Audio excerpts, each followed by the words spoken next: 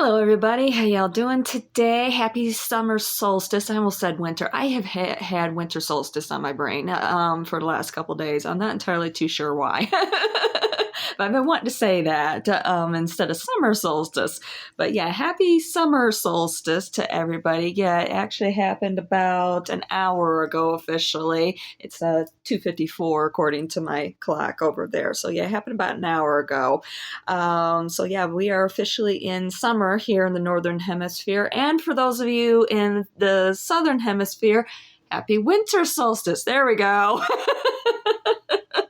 So yeah, I know I was going to, with yesterday's video, I was going to talk about the next video with doing ride sharing today. And then after I had said it and I closed out the video and so forth, it dawned on me, oh no, I can't because tomorrow's the summer solstice and I really should do a reading for that. Hello. So yeah, we'll postpone that for another day. Okay. And with the way that I have been feeling, I'm not going to attempt to try and do two videos. It's like, no, there's been a lot of downloads that's been happening. If you didn't catch yesterday's video with about there being a lot of energy in the air and so forth, you might want to check that out. Definitely, I noticed even with MJ's video morning message, MJ Cranmore, Mary Jo Cranmore from Soulful Revolution, her YouTube channel. Her morning message for, this morning was you could just see it in her where she's just kind of struggling. I don't know when she recorded that, if it was yesterday, today, or maybe a few days ago. I'm not entirely too sure, but I know she's in Italy. So I don't know if, but either way, yeah, there's been a lot. When I did go out to work last night, oh gosh, I was just, my intuition was in overdrive, lots of nausea because of it. I just wanted to either pull over or go home. Eventually, I just worked a few hours and decided, okay, enough's enough. And I made the goal that I really wanted to make yesterday and stopped off and got myself something to eat that I knew that would help to kind of help with the situation. So yeah, still, and then unfortunately this morning I woke up with a massive headache. So yeah, I'm kind of dealing with both here at the same time, even with taking something. It's like, ugh. So yeah, I know definitely been getting a lot of messages. Also, a lot of downloads. I've been seeing a lot of those signs and so forth. A lot of ascension sort of messages also, not just personal messages, but definitely some ascension messages, like seeing number patterns of 1, 2, 3, 2, 3, 4, 3, 4, 5, or even 1, 2, 3, 4. So if you've been seeing that a lot, yeah, those are letting you know that, hey, you're ascending. Woo! And I've also been seeing angel number, 333 a lot. So that's all about that creative self-expression. So yeah, a lot's coming in right now. Okay. So anyway, let's go ahead and dive into this. I really wanted to do this reading today. All right. First up, as always, is the Spirit Animal Oracle by Colette Baron Reed. All right. And first up from the bottom of the deck is the number 18 card. That's the 1/8 card, the Dear Spirit, Bring a Gentle Touch. All right. Second card from the top of the deck is the number 33 card. That's the 3/3 card. That's the Horse Spirit, Freedom is Yours. All right. And the last card, also from the top of the deck, is the number 30 card. That's the 3/0 card, the Grasshopper Spirit, Take a Leap of Faith. And if you notice, let me see if I can do this right. Hopefully it'll turn around. Yeah, it looks like. If you notice with each of these, See how they're all looking at you, basically? Okay, I realize the deer, she looks like she's looking out from the side or whatever, but if you if you know anything about certain animals like deers, bunnies, certain insects and so forth, or even birds, when they look at you, they're looking at you from the side because, their eyes, of course, are on the side, so they have to kind of look at on the side. They're not necessarily looking right dead at you, like what we have, with the eyes forward and so forth, or like with cats and dogs and so forth. Okay, with deers and certain other animals, they have, because their eyes are on the side. Yeah, they, through their peripheral vision, if they're looking right dead at you, they're kind of able to see, straight ahead or what have you. But they're better off looking at you from the side. Okay, and I know the horse's head, it's kind of tilted down or what have you, but his eye is still kind of looking right at you.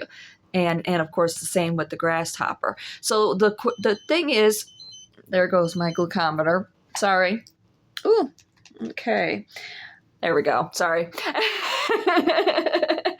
So yeah, and it's kind of like with the horse here, especially with the freedom is yours, basically letting you know that the choices that that you're facing right now, maybe you're also getting a lot of downloads and everything. First of all, with those downloads and things that you're seeing and so forth, take that leap of faith. Believe in what you are actually experiencing. And with this horse, telling you that the freedom is yours, and basically he's kind of, even though he's looking down at you, or he's looking at you, but it's kind of like, he also has his head down or her head down, whichever the case may be with this horse. It's like they're looking at you in reverence. Okay, letting you know that, hey, you know what? Take that leap of faith, because that freedom, that choice of that I know what I'm trying to say here. That choice is yours. Okay, that freedom of that choice is yours. So take that leap of faith, but make sure you do it with a gentle touch. Okay, all right. Okay, for this next reading, I've been really being called to this deck since yesterday when I realized, I need to do a reading today. It's the Seed and Sickle Oracle deck by Fez Inkwright. Okay, and with this deck, it comes with 2 guidebooks. One is for the dawn, and the other one is for the dusk. Okay, so I read interpretations for each of the cards from both of them, and I kind of pulling out, using my own intuition, pull out what sort of messages are coming out. And the reading that, of course, I need to do for this one is the one that is for the summer solstice. I don't know if you can read that or not. But anyway, and this is the spread that you do for it, okay? All right, and the first position, and of course I'm not wearing the right glasses here. First position is what behavior can I change to move forward? And the first card that was pulled from the bottom of the deck is the number 13 card. That's the 1-3 card, the oak. And you see, it has acorn, and it's got a lightning bolt going right straight through it. And according to both books, the reason why is because oak trees are considered to be revered by the higher gods like Thor and Zeus and so forth. Okay, and the reason why is because oak trees, no matter what is going on, what sort of storms are happening, environmentally and so forth, they can weather any sort of storms that are going through. Okay, and because they grow so tall and everything, they do tend to get struck by lightning quite a bit. But throughout it all, no matter what, they're able to weather that. And part of it is because of the acorns that they drop, that no matter what, even if the tree falls and dies, it's already dropped its acorns, or it can drop its acorns, so that way it can continue its life in another cycle. Okay, so basically, what this card is telling you, with as far as what behavior can I change to move forward? If you feel that because of the changes, the choices that you had to make, and you're having difficulties taking that leap of faith and so forth, it's telling you that you are stronger than you realize. Okay, bring that gentle touch to your situation. Yeah, there's going to be a lot of chaos. There's going to be a lot of conflict because there always is whenever we have those tower moments, whenever we have those changes happen and everything. Okay, but interestingly, because this is a 13 card, 13 reduces down to 4, which is, and the number 4 in numerology is all about that stability. Okay, you could think of when you think of the actual shape of the number 4, you think of like that one of those yoga poses. Okay, and so yeah, that is that, and that is all about being able to be stable. Okay, so go ahead and take that leap of faith, because you are actually stronger than you think that you are. Change your mindset. Start bringing in those positive thoughts. Do those positive affirmations first thing in the morning when you first wake up, and also do those positive bring in those positive thoughts, gratitudes, and so forth, just before you go to bed at night. Okay. In other words, say your prayers. I'm just kidding. You know what I mean? You just kind of, maybe lay in bed and just, and express the things that you're grateful for, things that you're appreciative of, and so forth. Of course, like having a roof over your head, food on a table, things like that and everything. But also, think of things that may have happened throughout the day that you didn't realize you had the strength for, and be grateful for those things. Excuse me. I know my stomach is really whoo. Ascending can be difficult. All right, it can be nauseous. All right. Second position. I know I should change my glasses. Second position is, what do I need to let go of in order to make the next step? Okay. And for this one is from the top of the deck, the number 24 card. That's the 2-4 card, Basil. Okay. And Basil basically is the overall theme that I got from both books is that it's about togetherness, okay? Expressing things that you would normally do, things for yourself, giving things for yourself, start giving it to other people. So if you do your gratitudes, first thing in the morning, also express your gratitude for the people that are in your life, the people who really are supporting you and so forth. Even if you have to, the people who may not necessarily be very nice to you or what have you, express gratitude to those people as well. Even if you don't necessarily say it to them, but maybe having it in your mind, be grateful for the lessons that they're giving you. Even if it's a toxic situation, you're learning something from that situation. Okay. So in that way, you don't repeat those same patterns or fall into those same patterns or same cycles, again in the future. Okay. And that you won't also possibly do those same things yourself. Okay. All right.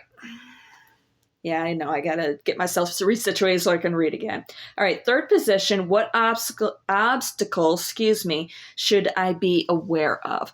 And then this card that was pulled also from the top of the deck, the number 36 card, that's a 3-6 card, ragwort. Okay. And basically what came out from the guidebooks is that the ragwort is actually considered to be a weed by a lot of people.